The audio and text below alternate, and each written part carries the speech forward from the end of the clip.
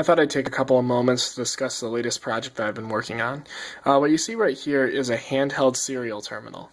The purpose of this is that you can plug a wire that is carrying serial data into this pin on the microprocessor on my PIC right here, and it will display whatever serial information is coming over the port on this screen, and if you want, log it on the SD card over here.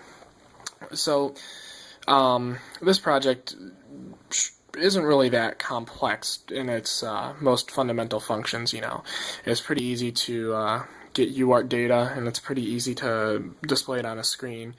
But the difficulty comes in the fact that it's battery operated, and I want it to have good battery life.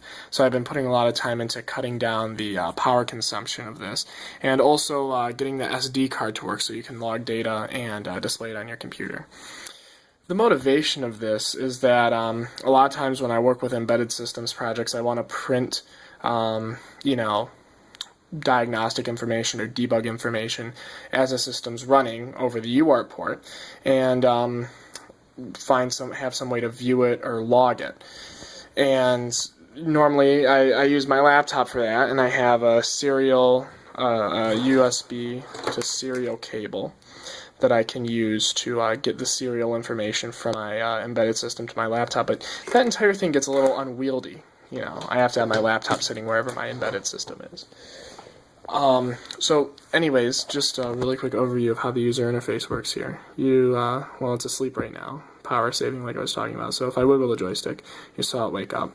And I can move this cursor up and down to select a different menu. So if I press down on the joystick, and it takes me into that submenu. Press down again, takes me into that submenu.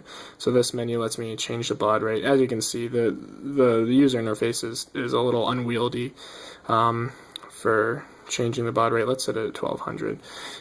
You can use this little button here to go back to a previous menu. This menu lets me view the output of the terminal.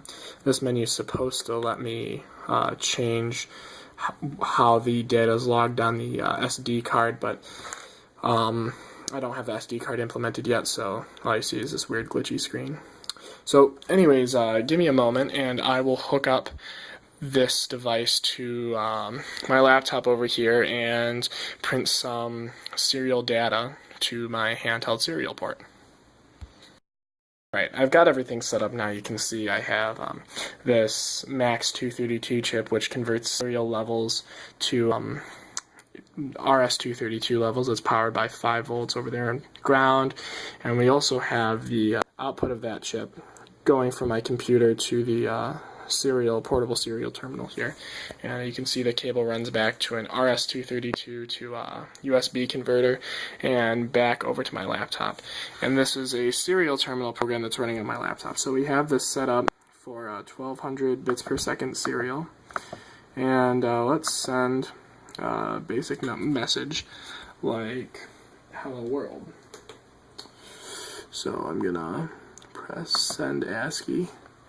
And if we look back over here at the serial terminal, oh, look at that, it says hello world.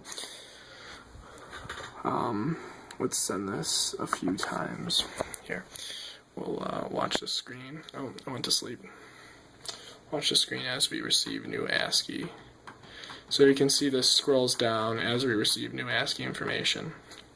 And this thing is still definitely in the prototype stages, so normally you'd be able to scroll back. It has a total memory of 8,192 characters that you can view on the screen. I plan to maybe expand that to a lot more using the SD card, but we'll have to see how things go with the SD card. So let's change the baud rate really quick. So I'll press the back button a couple of times. Let's change it to the ubiquitous 9600. So, right, there we go, 9600. Now let's watch the terminal output. Oh, we also have to change it on here to 9600.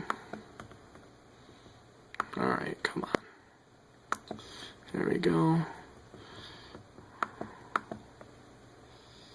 Alright, so now we're ready to, hold on, ready to send hello world message. Oh, and this thing went to sleep again.